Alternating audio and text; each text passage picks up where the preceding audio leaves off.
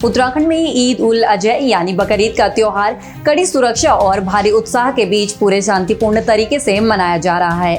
लेकिन कुछ दिन पहले सीएम धामी ने सड़कों पर नमाज न पढ़ने का बड़ा फैसला सुनाया था। क्या उस फैसले को मुस्लिम समुदाय के लोगों ने ईद पर अपनाया है या नहीं, और आखिर ईद का त्योहार क्यों मनाया जाता है, जानने के लिए देखिए हमारी ये खास रिपोर्ट। नमस्कार, आप देख रहे हैं खबर गंगा और मैं हूँ आपके साथ अनुरागनी।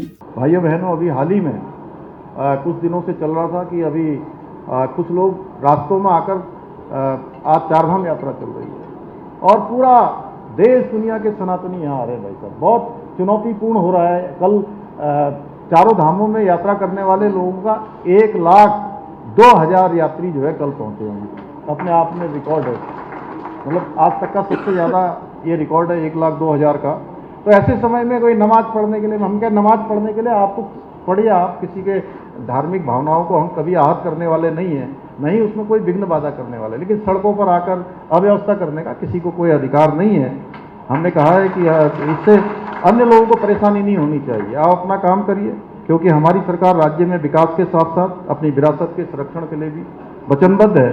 उत्तराखंड में आज बकरीद का त्योहार आपसी भाईचारे और अमन चैन की दुआओं के साथ मनाया जा रहा है।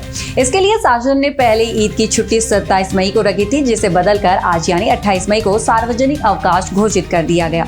इस मौके पर आज देहरादून के ईदगाहों से लेकर हरिद्वार और उधम सिंह नगर तक हर तरफ सुबह से ही रौनक देखने को मिली और कड़ी पुलिस सुरक्षा के बीच मुस्लिम समाज के लोगों ने निर्धारित मस्जिदों और ईदगाहों में नमाज अदा की और देश की तरक्की की दुआ मांगी। उत्तराखंड के मुख्यमंत्री पुष्कर सिंह धामी द्वारा 28 मई यानी आज घोषित किए गए सार्वजनिक अवकाश के बीच प्रदेश भर की मस्जिदों और ईदगाहों में नमाज अदा की गई और इस बार सरकार का सड़क पर नमाज न पढ़ने का सख्त निर्देश पूरी तरह कारगर साबित हुआ, जिससे चारधाम यात्रा पर आए श्रद्धालुओं और आम जनता को किसी तरह की असुविधा का सामना नहीं करना पड़ा। देखिए, ईद उल अजहा सिर्फ एक त्यौहार, ये एक रस्म नहीं है, बल्कि ये एक दिलों का तकवा, परहेजगारी, अल्लाह और रसूल की इत्तिबा और समाजी हमदर्दी का ज़रिया है।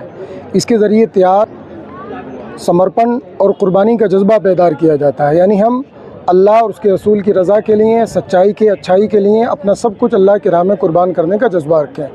और जो हमारे समाज के दबे कुचले कमज़ोर लोग हैं, गरीब लोग हैं, हम उनको भी अपनी खुशियों में शामिल करें।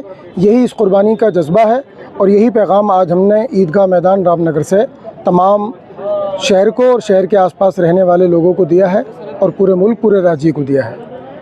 और इस बार सबसे खास बात ये रही कि मुख्यमंत्री पुष्कर सिंह धामी का सड़क पर नमाज न पढ़ने का सख्त नियम जमीन पर बेहद असरदार दिखा। दरअसल इस समय राज्य में चारधाम यात्रा अपने पूरे शबाब पर है। ऐसे में सड़कों पर ट्रैफिक जाम न लगे और आम जनता को परेशानी न हो, इसके लिए प्रशासन ने मुस्तैदी दिखाई और नमाज सिर्फ तय जगहों पर ही सुनिश्चित कराई। साथ ही धार्मिक गुरुओं की अपील पर इस बार सोशल मीडिया पर संवेदनशील फोटो वीडियो न डालने और कुर्बानी के बाद साफ सफाई का भी विशेष ध्यान रखा जा रहा है। आपको बता दें, यह त्योहार पैगंबर इब्राहिम की अल्लाह के प्रति सच्ची भक्ति और उनके महान त्याग की याद में मनाया जाता है, जो हमें आपसी सद्भाव और गरीबों की मदद करने की सीख देता है। इस सफल और शांतिपूर्ण आयोजन के बाद कुछ महत्वपूर्ण सवाल भी सामने आते हैं, जो भविष्य के लिए एक मिसाल बन सकते हैं कि क्या उत्तराखंड में सड़क पर नमाज न होने की इस सफल व्यवस्था को देश के अन्य राज्यों को भी एक मॉडल के रूप में नहीं अपनाना चाहिए, और क्या धार्मिक गुरुओं द्वारा साफ सफाई और सोशल मीडिया को लेकर की गई अपील से